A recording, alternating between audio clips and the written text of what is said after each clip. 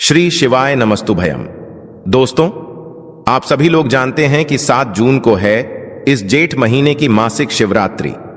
इसीलिए दोस्तों, आप लोगों को मासिक शिवरात्रि के दिन पंडित जी द्वारा बताया गया अपनी अभी की ही समर्पण कथा में गमले में शिवलिंग बनाने वाला उपाय जरूर करना चाहिए।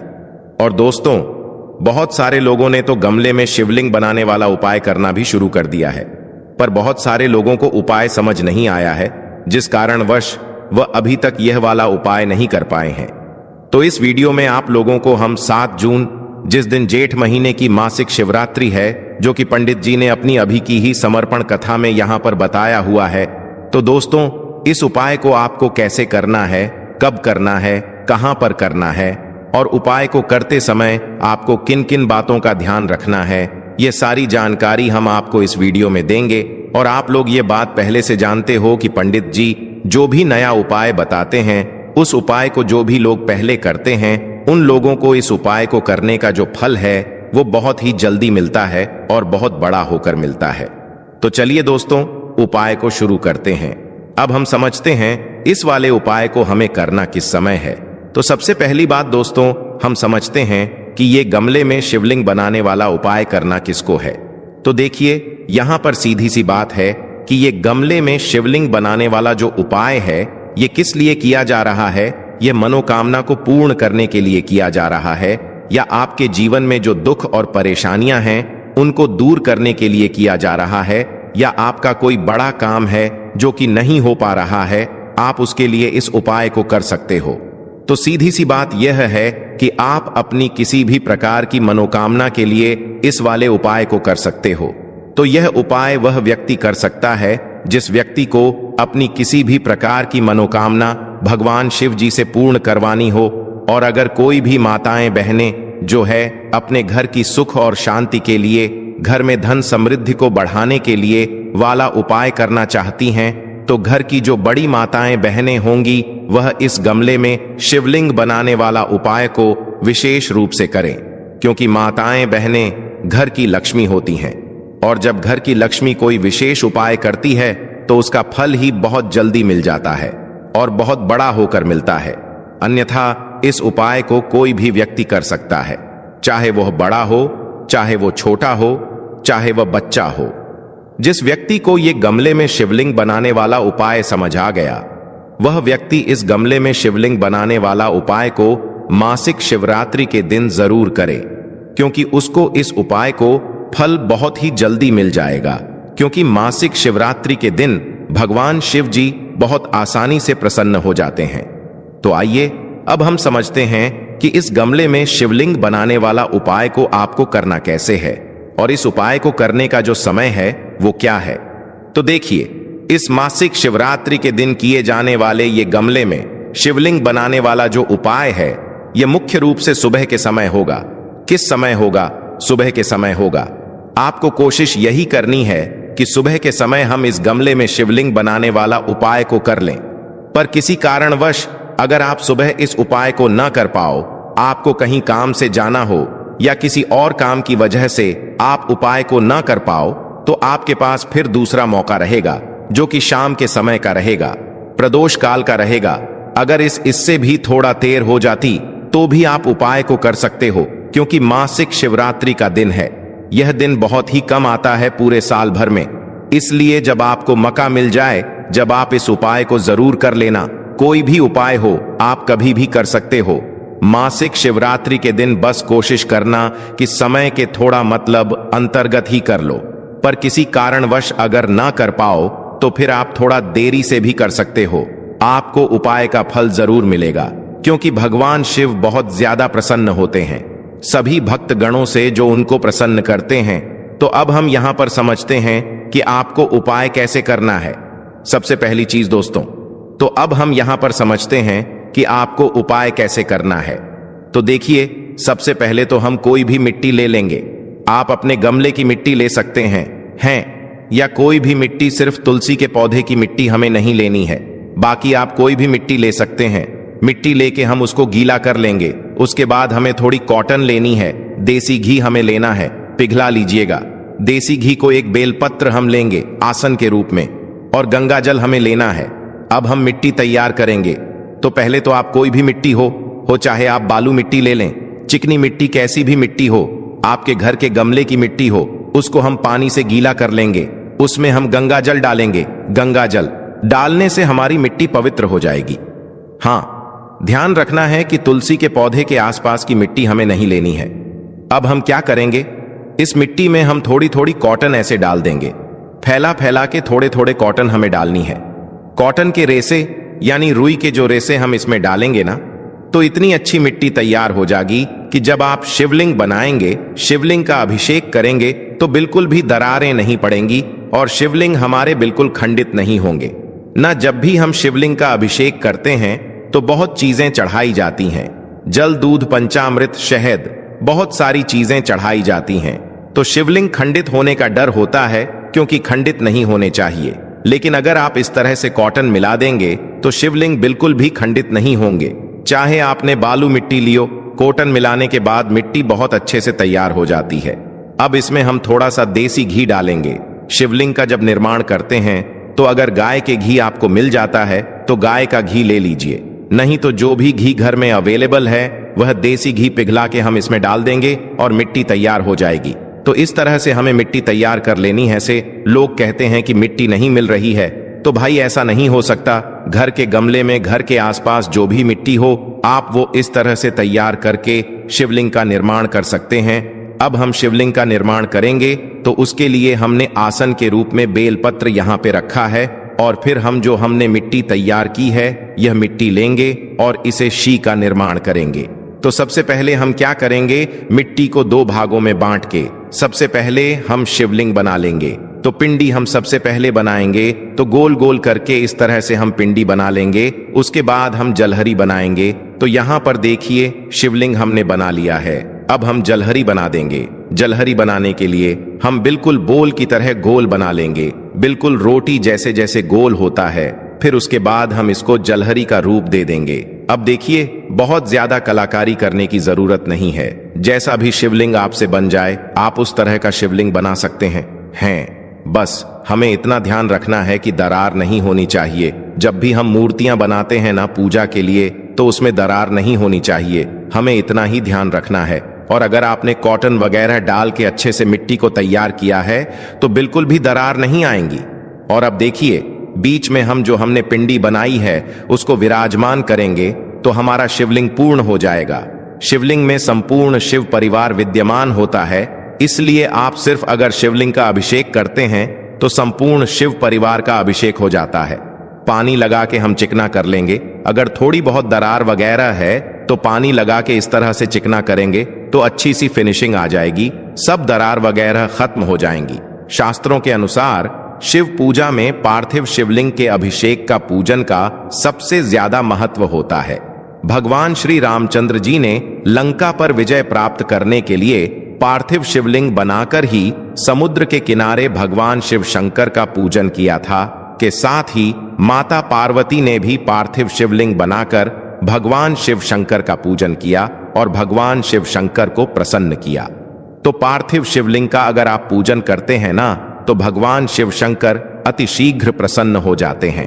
अब देखिए, पार्थिव शिवलिंग का निर्माण हमें कब करना है।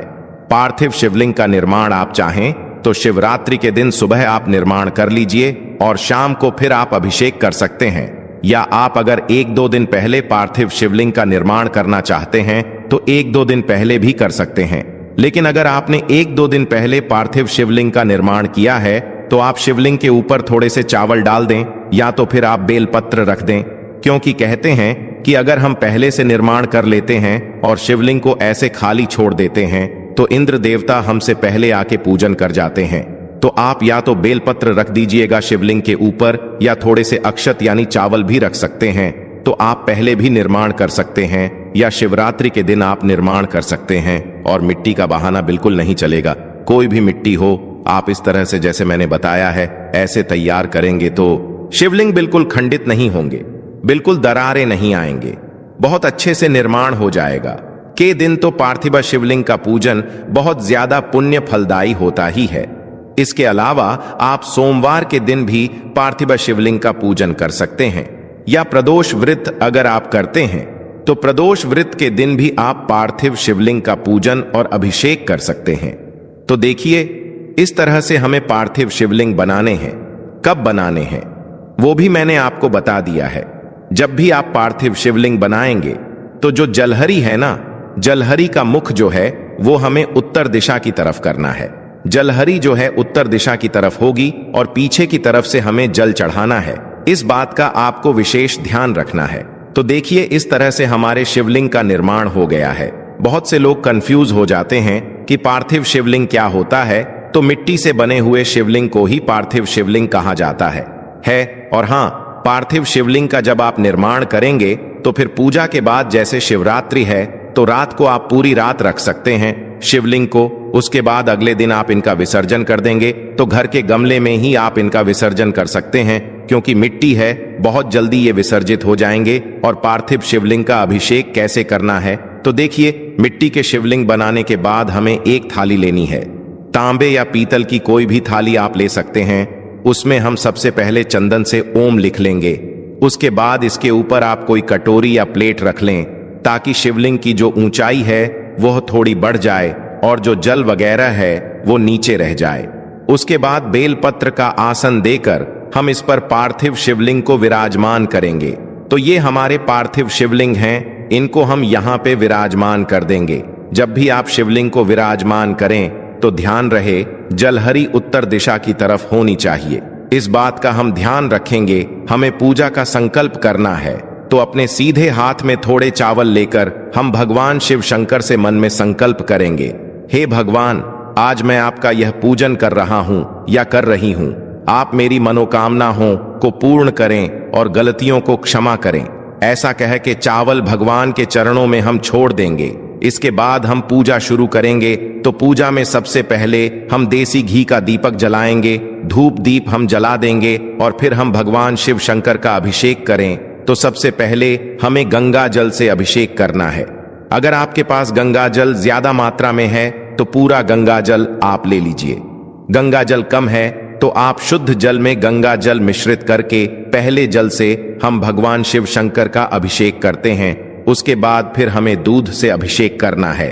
आप कच्चे दूध से अभिषेक कर सकते हैं या आप पंचामृत से अभिषेक कर सकते हैं। इसके बाद फिर से हमें जल से अभिषेक करना है, यानी टोटल हमें 3 बार अभिषेक जरूर करना है। इसके बाद हम चंदन समर्पित कर देंगे, तो चंदन का तिलक लगाएंगे, चावल हम समर्पित करेंगे उसके बाद, और फिर हम भगवान शिव शंकर को वस्त्र के रूप में जनेऊ समर्पित करेंगे।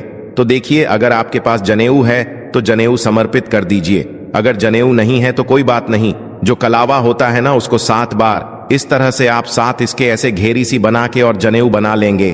तो 7 बार लपेटकर हम इसका जनेऊ बनाकर यह भगवान शिव शंकर को समर्पित कर देंगे। सामग्री कम हो कोई बात नहीं, भाव पूर्ण होने चाहिए। इसके बाद बेलपत्र समर्पित करेंगे।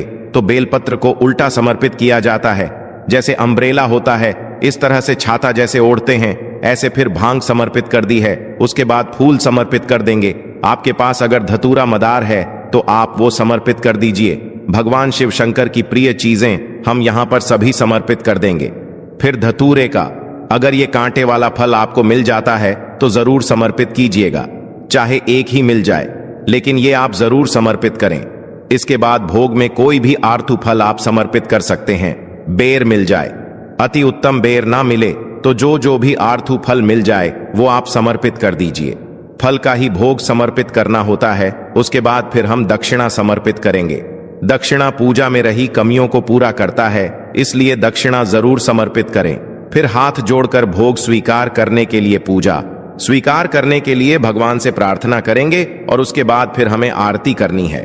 तो यहाँ पर बहुत ही प्रेम पूर्वक धूप दीप से पहले हम गणेश जी की आरती करेंगे। उसके बाद हम भगवान शिव शंकर की आरती। देखिए, शिवलिंग में समस्त शिव परिवार विद्यमान होता है, तो जब आप शिवलिंग की पूजा करते हैं तो पूरे शिव परिवार की पूजा हो जाती है। फिर भी अगर आप अलग से गणेश जी और पार्वती जी बनाना चाहे तो बना सकते हैं, लेकिन अगर नहीं बना पा रहे हैं तो कोई बात नहीं। शिवलिंग की पूजा हो गई तो पूरे शिव परिवार की पूजा इसमें हो जाती है। आरती करने के बाद हाथ जोड़कर पूजा में रही कमियों के लिए क्षमा याचना करेंगे और अपनी मनोकामनाओं को पूर्ण करने के लिए माता पार्वती भगवान शिव शंकर से प्रार्थना करेंगे। इस तरह से हमें पार्थिव शिवलिंग का अभिषेक करना है। उसके बाद हम क्या करेंगे, जब भी हम पार्थिव शिवलिंग का यानी मिट्टी के शिवलिंग का जब भी हम पूजन करते हैं तो उनका विसर्जन करना जरूरी होता है। तो जब तक दिया जलेगा तब तक का विसर्जन नहीं करेंगे। जब दिया शांत हो जाएगा यानी कि मान लो 1.5-2 घंटे बाद, 3-4 घंटे बाद जब भी दिया शांत हो जाएगा, उसके बाद हम एक बड़े से पात्र में जल ले लेंगे, उसमें थोड़े से चावल और फूल डाल लेंगे। अगर आपके घर के आसपास कोई नदी तालाब है तो वहां विसर्जन कर दीजिए, नहीं तो घर में ही आप इस तरह से जल लेकर उसमें ही आप शिवलिंग को विसर्जित कर दीजिए।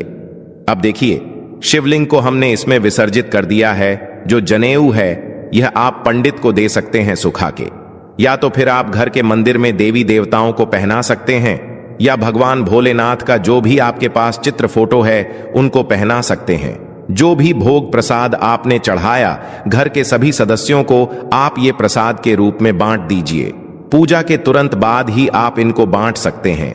जो भोग प्रसाद है पूजा के तुरंत बाद ही आप उठा सकते हैं। इसके साथ ही जो दक्षिणा चढ़ाई थी उसे दान कर देंगे, और जो कटोरी हमने रखी थी ना, इसको हम अलग से उठा लेंगे या अपना यूज करेंगे। इसके साथ जो भी हमने बेलपत्र, फूल, भांग, धतूरा जो चढ़ाया था सब हम भगवान शिव शंकर के साथ ही जल में विसर्जित कर देंगे। तो सब हमें इस जल में ही विसर्जित कर देना है। अब देखिए हमें क्या करना है। थोड़ी देर में ही जो शिवलिंग है वो वापस से मिट्टी की बन के घुल जाएंगे जल में, और इस जल को हमें किसी भी पौधे में डाल देना है। तुलसी के पौधे में नहीं डालना है। उसके अलावा आप किसी भी पौधे में इस जल को डाल सकते हैं। अगर आपके घर में पितृदोष है तो आप इस जल को पीपल के पौधे में डाल दीजिएगा, पितृदोष समाप्त हो जाता है। अगर शास्त्रों की माने तो जब हम घर में पार्थिव शिवलिंग का अभिषेक करते हैं तो घर में जो भी पितृदोष होते हैं वो अपने आप समाप्त हो जाते हैं। तो इसलिए पार्थिव शिवलिंग का जो अभिषेक है वो बहुत पुण्य फलदायी माना जाता है। अगर घर के आसपास कोई पीपल का पेड़ नहीं है तो कोई बात नहीं, घर में जो भी पौधे हैं उसमें आप यह जल डाल सकते हैं। तो इस तरह से बहुत आसानी से आप पार्थिव शिवलिंग का विसर्जन कर सकते हैं। अगर आपने पार्थिव शिवलिंग की पूजा की है तो विसर्जन आप जरूर करें। वैसे तो देखिए, पूजा के 1.5-2 घंटे बाद ही हम विसर्जन कर देते हैं, लेकिन शिवरात्रि के दिन अगर आप 4 पहर की पूजा कर रहे हैं तो फिर आपको अगले दिन विसर्जन करना है। शिवरात्रि की रात को आप पार्थिव शिवलिंग को घर में रख सकते हैं। अगर आप 4 पहर की पूजा कर रहे हैं तो फिर पूरी रात शिवलिंग घर पर रहेंगे, लेकिन अगर आप सिर्फ सुबह पूजा कर रहे हैं तो पूजा के 1-1.5 घंटे बाद आप पार्थिव शिवलिंग का विसर्जन कर दें। शिवरात्रि के दिन सुबह सुबह स्नान आदि करने के बाद हम शिवलिंग का अभिषेक कर लेते हैं। और वैसे आप शिवरात्रि के दिन में पूरा दिन किसी भी समय शिवलिंग का अभिषेक कर सकते हैं, क्योंकि शिवरात्रि का पूरा दिन ही बहुत शुभ होता है। तो फ्रेंड्स, शिवलिंग के अभिषेक की सरल विधि आपको कैसी लगी कमेंट करके जरूर बताना। और अगर आपने चैनल को सब्सक्राइब नहीं किया है तो चैनल को सब्सक्राइब कर लेना